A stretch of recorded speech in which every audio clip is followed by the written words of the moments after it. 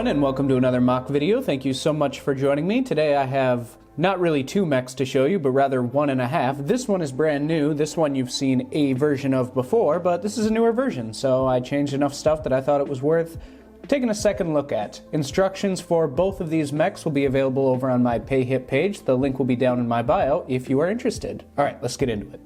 This mech is called the Desert Banshee, and it is one of my Wastelander characters. For those of you who don't know, in my LEGO world there is a wasteland between the massive cyberpunk cities, and unlike most wastelands in fiction like Mad Max or Fallout or something like that, my wasteland is actually pretty peaceful. There's plenty of dilapidated old mech suits to go around, lots of spare parts to take from, and people generally leave each other alone or help each other out if the opportunity arises. However, a big part of why the wasteland is as peaceful as it is because there's people like the Desert Banshee out there who kind of serve as protectors. While Desert Banshee doesn't really like to go looking for a fight, they are more than happy to defend their wasteland from any would-be raiders, pillagers, mecha gangs, all kinds of nasty stuff like that. When working on the Desert Banshee, the parameters I set for myself was that I wasn't going to worry so much about flashy building techniques or using parts in new and interesting ways. I just wanted to build a simple mech with lots of character. In fact, if you strip away the, these little bits hanging off the side or the skirt around the back or this big sword that the mech is carrying, it's actually a kind of primitive build. It's really just ball joints with a bunch of stuff stacked on it. But that's okay, I think. I mean, Lego building is Lego building, and as long as you're happy with the end result, I feel you should be as complex or as simple as you see fit.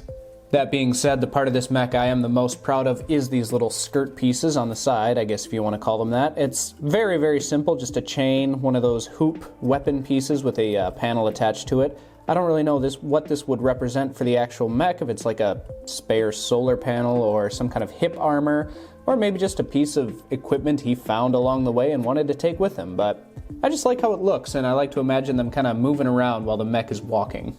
Now, the previously mentioned giant sword is how the Banshee defends the wasteland. He doesn't really care for guns that much, too random and too much chance of collateral damage, so a big sword will do just fine. And just like most of my other mechs, you can open up the cockpit to take a look at the pilot sitting inside. He's got a really unique look that I'm quite proud of. I figured that even though they are living in a wasteland, there's probably still people who have an interest in fashion and style, so the Desert Banshee's pilot has this big manicured mustache and some nice swept hair, a little bit of gray at the temples, nothing wrong with that. Overall, just kind of a cool look, I think. Makes him sort of unique amongst my characters. And last but not least, this backpack around the back is used to carry survival supplies, foods, rations, maybe a shelter, stuff like that. And it is all refrigerated, as you can see, because the wasteland's probably pretty hot. And moving on from the Banshee, we'll take a look at this mech, which some longer-time viewers will probably recognize. This is King Henry. If the defenders of the wasteland ever had someone they would call a leader, I guess King Henry would be the closest thing to that. I showed off his original mech in a previous video, but since then I've kind of decided I wasn't super thrilled with that original design, which is a shame because I really like the idea of King Henry as a character and also just some of the design cues on him. I like this little skirt, this cape piece used as a skirt on the front. I really like his main weapon, which is this magnet thing we'll talk about more later. His big battery around his back was super fun to design. I really like his colors. I like his big chunky shape. I liked a lot about him, but the original design was just oddly proportioned and the legs didn't feel sturdy in a way that I was comfortable with.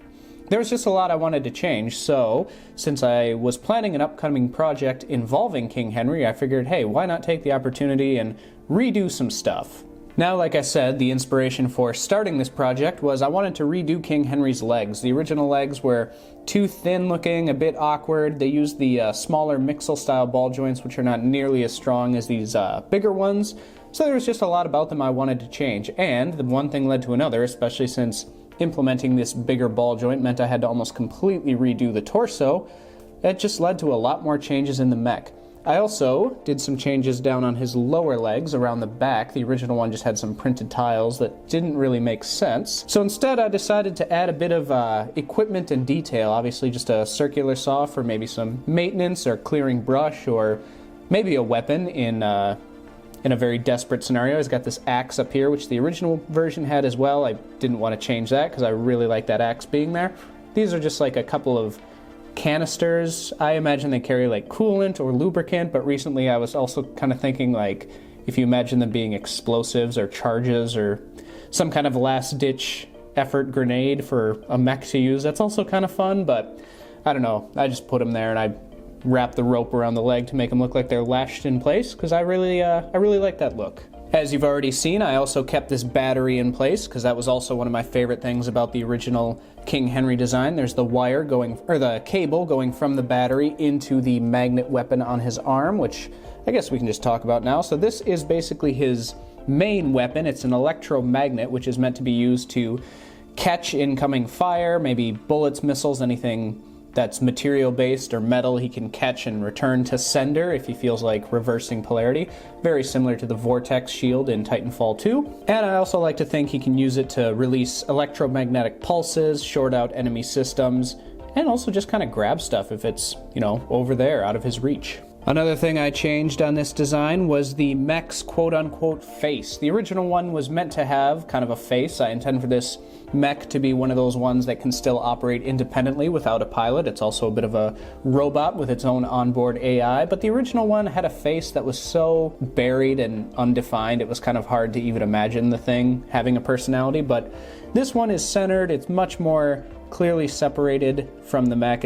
I don't think I wouldn't expect people to look at it and immediately know that it's meant to be a face, but at least it kind of looks like it's got an eye and, yeah, just some stuff, some greebling around it. I just like this look a lot better.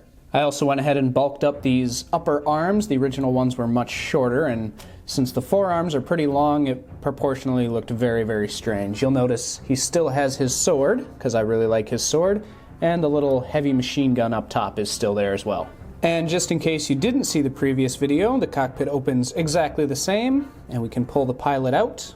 And there's just a better look at what the King Henry pilot looks like, sans mech suit. So there you have it, just a couple of Defenders of the Wasteland, one brand new and one a bit of a revamp. I'm gonna try not to make a habit out of revamping old builds because I'd rather focus on new ones, but in this case I had quite a lot of fun and this is now one of my favorite builds, just period, that I have. So, like I said, if you want to make these yourself, the instructions will be available on my PayHit page. The link will be down below in my description as well as in a pinned comment. But until next time, if you like this video, please give it a thumbs up. If you really like this video, feel free to subscribe and leave a comment. Tell me what you thought of these guys. I've been Mindbender, and I will talk to you later.